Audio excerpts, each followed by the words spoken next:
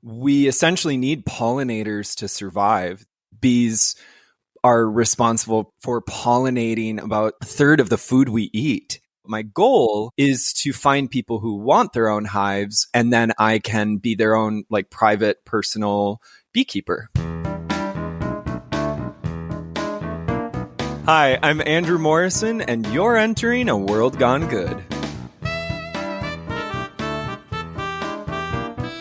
Well, hello, my name's Steve, and I'm here to spread some good in the world. Now, you may be asking how you can spread some good yourself.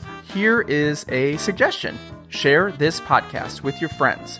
Post about us on social media. Tell your friends and your enemies too about us and help us grow the good that's out there. And while you're at it, feel free to subscribe, rate, and review us. A lot of people ask, why? Why should I do those things? What does it matter? Because the thing is, when you do any of all or any of those things that I just spoke about as I'm tripping over my own words, you help more people discover us out there in the podcast world. For all of you who have done so far, any of that good stuff, World Gone Good says thank you. And I say thank you. Steve says thank you. Okay, spoiler alert. We're all going to die. I know, what? But just because we aren't going to last forever doesn't mean we have to take down our planet with us. Now, previously, we've talked about organic farming with Farmer Phil and vegan eating with Mama Auntie and saving animals with the Gentle Barn's Ellie Lax. You can search back for those good episodes and give a listen if you haven't yet. You definitely should. But today, we are going to talk about the one tiny creature on Earth that affects all of these things, the bees. Beekeeper Andrew Morrison is here to share his knowledge from hive hierarchy to colony collapse and everything in between. Be warned, today's episode may contain a ton of good puns, honey. See what I did there?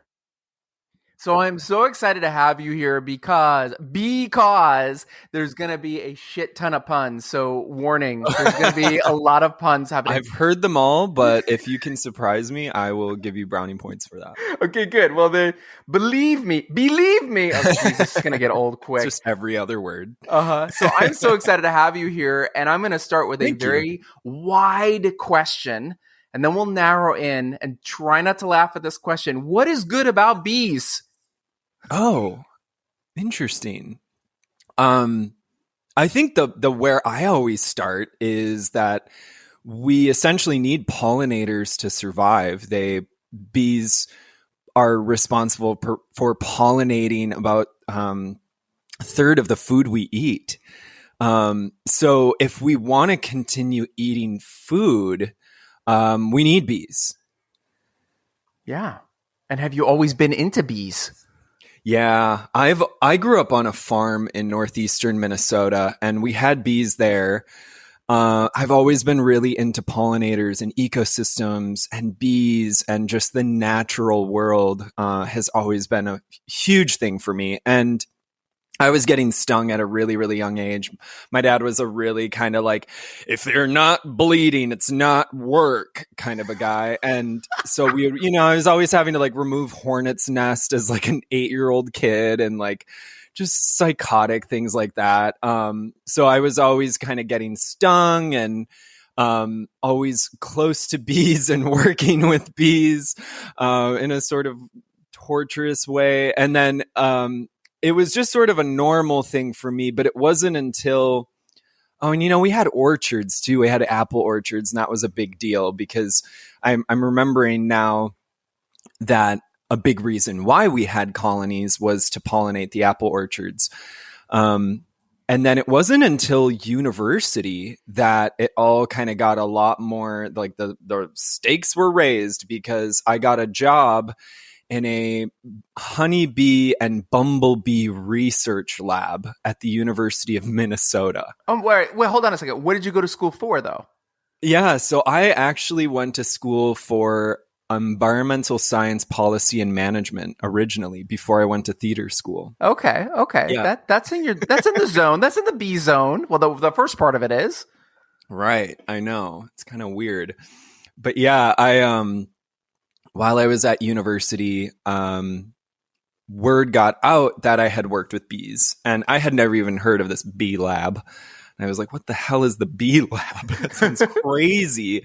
But what it was, and anyone in the bee world knows her name, but because she's kind of a bee celebrity, but Marla Spivak is a MacArthur Genius Grant winner. And she had just won the MacArthur Genius Grant. So she got $1 million to do whatever the fuck she wanted to do with it. And she did this massive study on the impact of a pesticide called imidacloprid, which is a synthetic nicotine made by Bayer, the German chemical engineering company. And this pesticide is used in the United States still broadly. We're one of the few countries that still uses it. And her study was looking at how this pesticide affects the health of bees in the colony. And first I was hired to work on bumblebees, small bumblebee colonies, poisoning them with various dosages of this pesticide. And then I proved that I could handle bumblebees, and I was promoted to honeybees. Nice. So take everybody through. Let's talk about the differences of what's the bumblebee's job and what's the honeybee's job. Oh, so bumblebees and honeybees differ in that bumblebees are like, they're smaller colonies, like smaller bees within the colony. And then honeybees, okay, so with bumblebees, you're talking like less than 100 bumblebees live in a bumblebee colony. And obviously bumblebees are bigger. We all know that. And bumblebees can sting multiple times. But they're much more like docile, and, everybody loves a bumblebee. And honeybees, on the other hand, when you're seeing honeybees, European bred honeybees, they're totally different. So that's like a colony of up to 10,000 bees in that colony. And they're what you're typically seeing in like almond plantations, where it's just like industrial level honeybee production, where you've got these honeybee, like commercial honeybee keepers in the Midwest will literally package their hives, put them on giant semi trucks, and ship them out to California to pollinate almond groves. And that is like a whole different industry, and bumblebees are just kind of naturally out there. And then you have native bees. There's native bees all over the world, including in Los Angeles area. Now, do they all make honey, or do only the honeybees make honey? No, they all make honey. They're all collecting pollen and nectar and making honey, and all sorts of different things like propolis and royal jelly and all that cool stuff that's just kind of starting to become a little better known and more popular. Now, the honeybee gets all the credit because he's got the cool name, but the other, but the other bees. Now, do the honey from each bee taste different? Now, I know it's different. Like I know that our own honey in our area, like when I buy my raw honey here in Santa Barbara, it helps me with my allergens here in Santa Barbara because it's a local, right? Yeah. And that much I know about bees. Cool. But is there a different flavor depending on the bee? Oh, totally. And that's what's really, we're getting, there's more and more data is coming out about this too. And we talk a lot about this at the LA Beekeepers Association, which I'm highly involved with, that honey is really fun to discuss amongst different types of beekeepers all across Southern California. Even we talk about how the almond farmers honey is totally different from the like South Pasadena hobbyist beekeepers honey. It's all about what they're pollinating. It's all about what's blooming. And so you can get really hyper specific with the type of honey that's being produced. And the reality is like a batch of honey will be different throughout the year as well, because as we all know, different things are blooming throughout the year. Can we write a screenplay like Knives Out that takes place at the LA Bee Association? Oh, it would be it's so charactery. The average beekeeper is like 58 years old. Our oldest member, our oldest member, his name is Elroy, and he's like in his 80s. The youngest, I think, is a teenager. I skew very young for a beekeeper, so it's a lot of fun. Sure. Everyone is just really odd, and the only thing we have in common is bees. Now, is this something you do now for a living to make a living, or is this just a passion of yours? It's like half and half now. I've been doing a lot better as an actor booking. Actually, the last commercial I booked was an international campaign for Facebook as a beekeeper.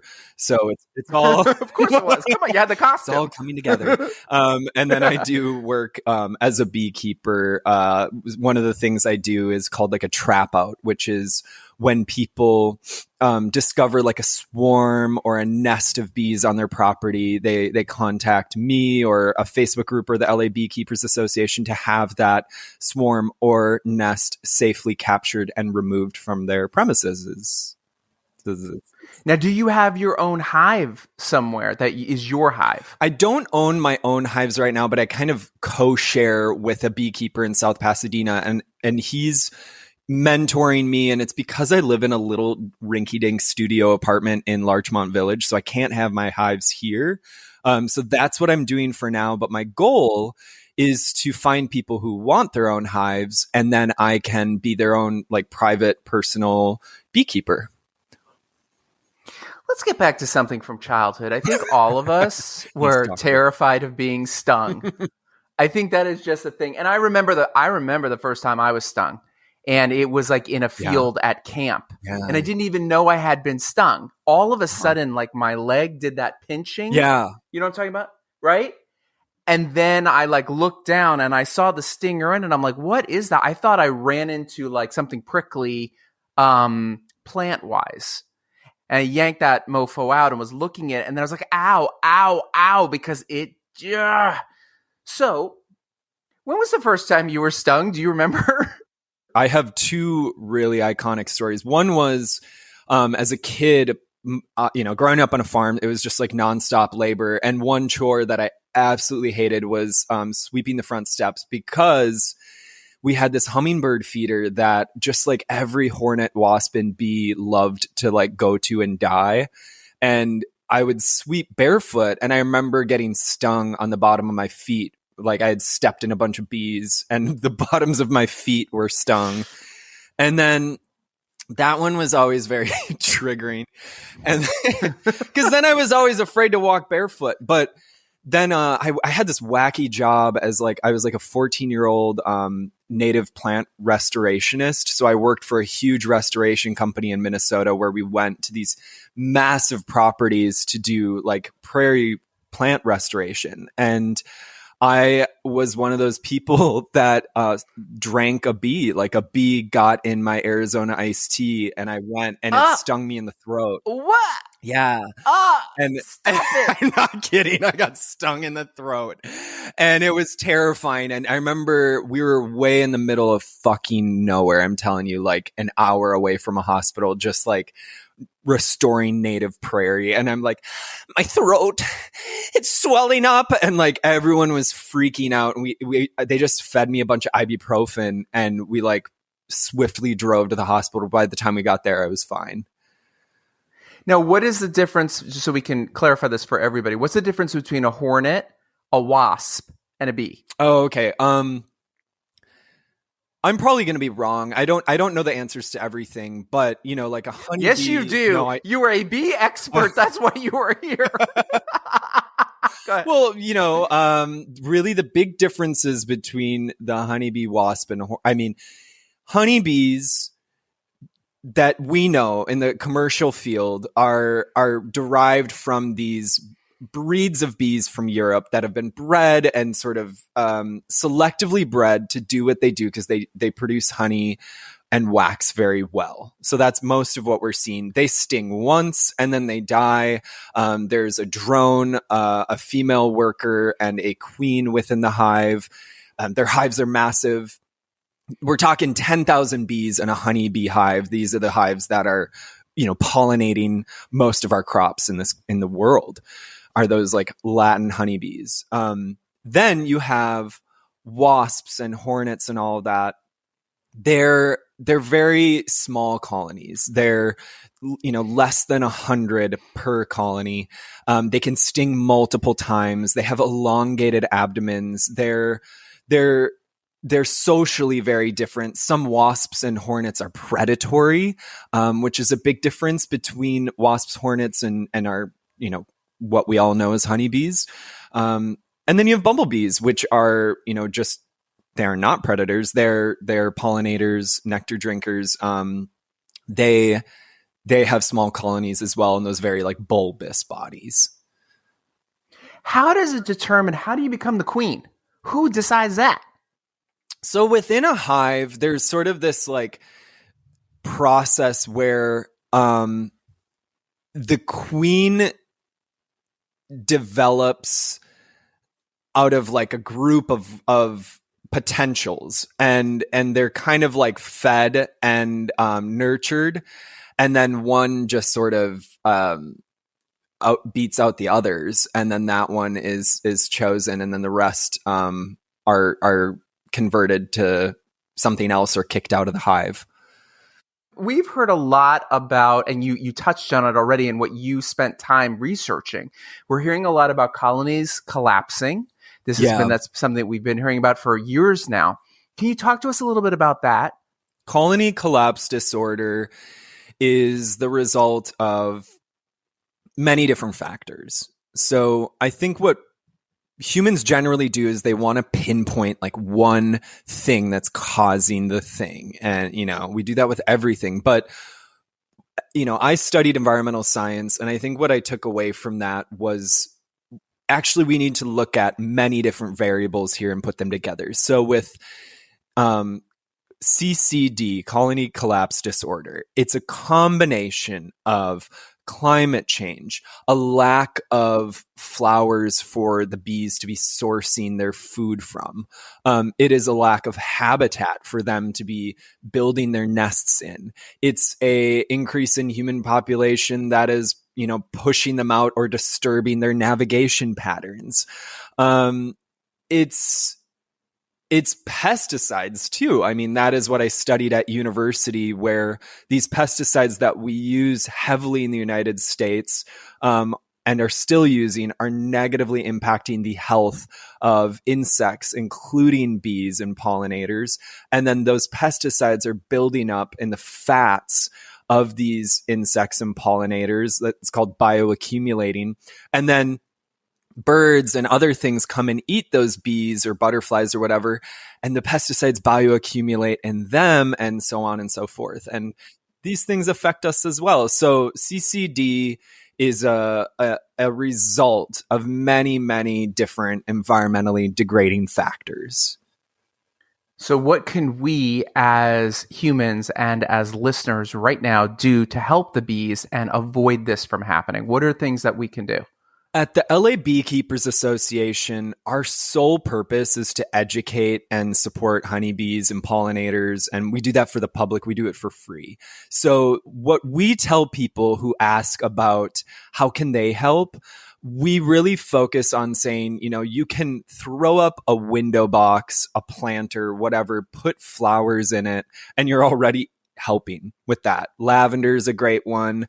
Look up a list of flowers that attract bees or support pollinators. Those are the plants you want to start with. Drought tolerant native plants. I can't stress that enough. Native plants. And then water. A lot of people don't know that honeybees need water and they drink water. And it doesn't need to be like crystal clean, purified, like Angelinos want it. Like bees love scummy, dirty, algal filled water. So like water and flowers. And that's great. That's a huge help. If you've got money, write a check for the LA Beekeepers Association or any organization that does restoration, because it's really all about habitat. And then if you want to go big, like support anything that goes towards lobbying against imidacloprid and big pesticides in this country and phasing those out. Yeah, we just did a whole replant a year ago. Lavender, rosemary. They love rosemary. Mm-hmm. And my rosemary, I'm looking at it right now. It's all purpley. Covered. Yep, all the little purple flowers come out, and you don't usually think it's beautiful. And then flowers that I bought these flowers. They're called yellow flowers. I don't know what the hell flowers they are. It's not. They're real. Yellow, and bees like that. Yeah, they like purple, blue, and yellow. That's great. That's just like their taste. Yeah. It's funny because there was a meme going around for a while there about, when we were, when I was little, oh my God, a bee, run. No, don't get me. Now I see a bee crawling on the ground and I'm like, what do you need, buddy? Can I get you some water? And, Yeah. I've done it. I've gone out and found a bee crawling around and I've gotten a leaf and put 2 drips of water on it and put him next to it. And then he starts drinking it. Awesome. And I want to say too, a lot of people don't realize this, but if bees are like super into you or wanting to land on you, like 90% of the time it's because they're after the sodium in your perspiration. So if you're like a sweater, like you're working, like you sweat a lot and you're working out in the park and you're like, God, these bees, it's sorry, but it's like you taste good to them. They love you. Let me tell you what else they like about you. Your Arizona iced tea. That's what I learned today. Yeah, they love a little sweet tea. They got a sweet tea taste. If someone's interested in becoming a beekeeper, what advice do you have for them? And especially if it's somebody who, like yourself, is in an environment that doesn't allow for them to have some giant colony. What advice do you have? Okay, so the learning curve for beekeeping is immense. And it's actually, what I love about it is it's an infinite amount of learning. You will never know everything about the bees, and they're always changing and they're different everywhere. And if you want to get started, I recommend checking out the LA Beekeepers Association or your local chapter. Like Orange County has their own, like every county seems to have their own little beekeeper association. So check them out. They're going to have a wealth of free resources. And then pretty much all of them have some sort of beekeeping 101 workshop. And the LA Beekeepers Association, we are on month 2 of our 6-month beekeeping 101 like 6-month seminar, if you want to become a real beekeeper. Otherwise, I'd recommend like subscribing to Beekeeper Journal. Check out your local chapter. Just start reading and making sure it's something for you. It's an investment. There's a lot of gear involved and equipment and stuff like that. And you need space and you need to understand the laws surrounding beekeeping. It's not just like, let's just throw up a hive. There's like for sure zoning laws everywhere. But it is worth it. It's such a cool journey. And once you get into that community, you just realize like, it's more than bees. It's people who really care about the planet, really care about the environment. And that's why I'm in it. It brings me back to my roots. It connects me with the type of people that have the same values as me and all different ages and walks of life. I write down really random questions. Cool. I love that. You just sort of hit on one of them. I'm glad you do. Here's one of them. What's the name of oh my God, I almost got a fucking costume. I'm keeping this in. What's the name of the beekeeper outfit you wear? And what's the name of the hood that's got the net on the front of it? Does it have a name? Yeah. It's just a hive jacket or a hive suit. I don't think there's anything else we call it. And then the veil. The veil is the thing that covers your face. And the thing with bees is like humans, can recognize faces. And this is something really cool. Like bees they're not necessarily more intelligent. And that was one thing, the MacArthur Genius Grant winner that I did research with in college, she was so funny because everyone thinks bees are like really smart and wise. And she's like, they're not that smart. They're just like adapted in a unique way. And it feels very human, but they can recognize faces. So you wear a veil because if threatened or in danger, the thing they're going to go for first is like your eyes and your face. And that's an evolutionary trait. I mean, it just makes sense that they would attack the most sensitive part of the body. And really, if you think of like a bear, like a black bear or a brown bear attacking a hive and tearing it to shreds, those bees have developed to attack the part of the bear that's the most vulnerable, which is like the eyes and the face, the mouth. So we wear a hive always. And if you see, there's like this woman on TikTok who's like the bare-handed beekeeper. She's like this hot blonde chick in Texas. She does no veil. She does no protection. I've done that too. You can look up this crazy town thing that beekeepers do called bee beards, where they wear a queen in a little trap in a necklace around their neck. And then the whole hive swarms their neck and their face. And I did that once. And you can do it because in that state, the bees are like sedated. They're very peaceful and relaxed. They won't attack you. But when you do that, when you're like doing an inspection on a hive and you just open it up and you're running around, that's like doing an open heart surgery on bees. You know, it's a vulnerable time and dangerous. So you have to wear a veil. Yeah, that's their house. Yeah. Yeah. And it's also they're workaholics, these bees. They're focused on their work. Mm-hmm. It's work, work, work. Okay, here's the next question I wrote down. Ready? Yeah. How long does a bee live? Oh,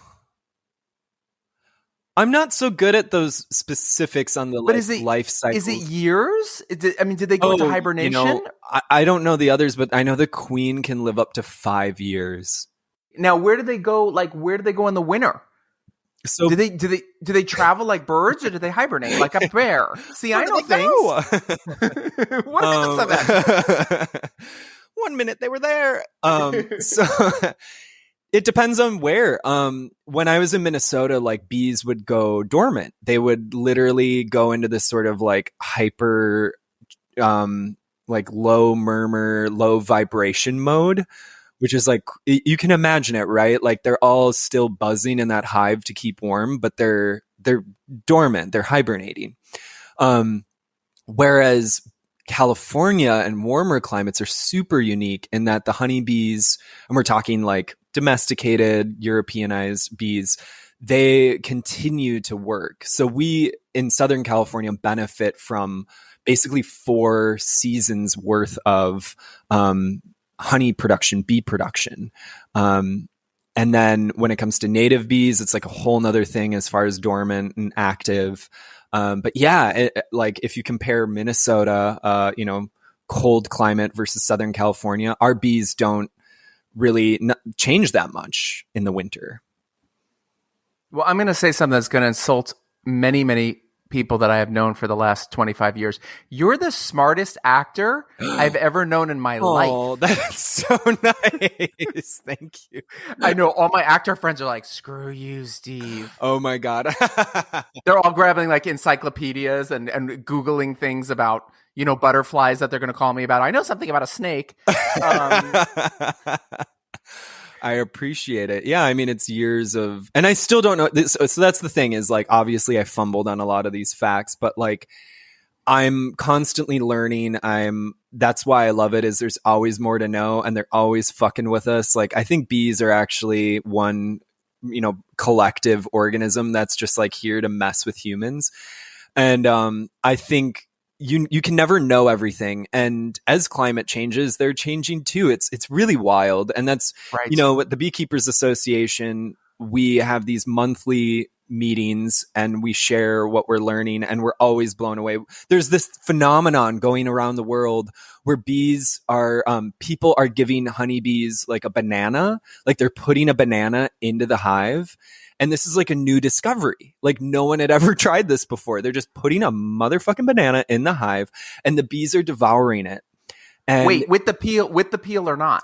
With the peel. Like they're just like, with the peel. It's like they put the banana in there and then they remove the lid and like it's gone. And like beekeepers tried it in Southern California. And they're like, yes, like bees love it.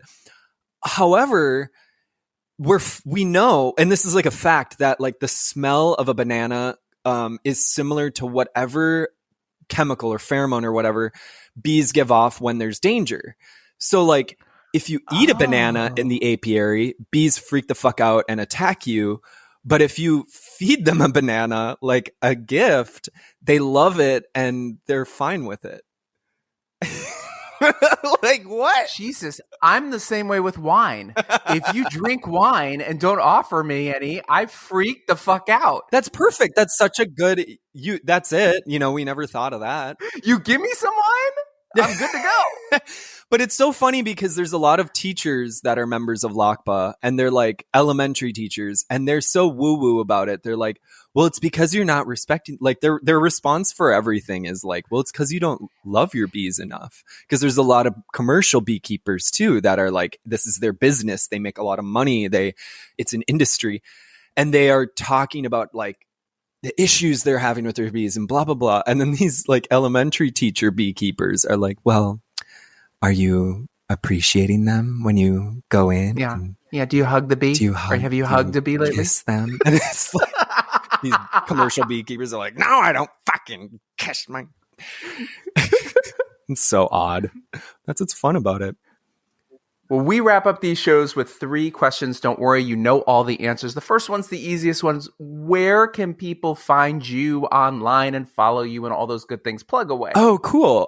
Yeah, if anyone wants to connect with me, I can be found on Instagram at Oxisol, Oxisol. And yeah, I think that's the best place to start. And then just kind of start a dialogue there. And if they want like my email and all that other stuff, we'll see. And that's how you and I met, because I read up on you and I'm like, sent you an Instagram DM and you're like, sure. Yeah, I mean, like, I'm responsive. Like, that's a pretty easy way to start a dialogue. And I'm very open. Like, if it, anything related to bees, I joined LACBA to be a part of this wave of educating people, not only about bees, but like bees are the caveat to nature. And, there's a lot of spiritual belief around, what, is our bees the penis of Gaia, blah, blah, blah. It goes on and on. It's really cool and exciting. But really, to me, it's about bringing people back to nature and respecting all pollinators and ecosystems. So I'm glad to support anyone on that journey towards learning more and getting involved. Last 2 questions can go back to anything we've already talked about or whatever you have in your heart and head. Question number 1, really easy, maybe not. Who inspires you? Oh, cool. I'm very inspired by the work Marla Spivak's doing with bees. Judy Wu was my mentor, another bee researcher, bee scientist. Judy Wu did a lot of research with her. She's amazing. And then, gosh, I don't know. Besides those guys, really just nature in general. I just wake up and I'm so grateful to be here in Southern California and working, and I just love everything about this place. So I just want to keep giving back to it as well. And the final question, again, can go back to anything we've already talked about or anything you want to say. Really easy. Tell me something good. Oh, I'm having this quote made for me right now in Sweden. I'm Swedish, and when I was there, I saw it quilted on this pattern framed on a wall, and I was like, that must be a thing. And I know Swedish, and it translated to, I got to get it right, the right word at the right time speaks volumes. And it's like a thinker. I mean, I think that it's a quote that if you really do take it seriously and take it as like, if in this moment there's something I can say that's going to have an impact, or I instinctively feel this word or this thing I could say, there's something about it, then just say it. And that's it.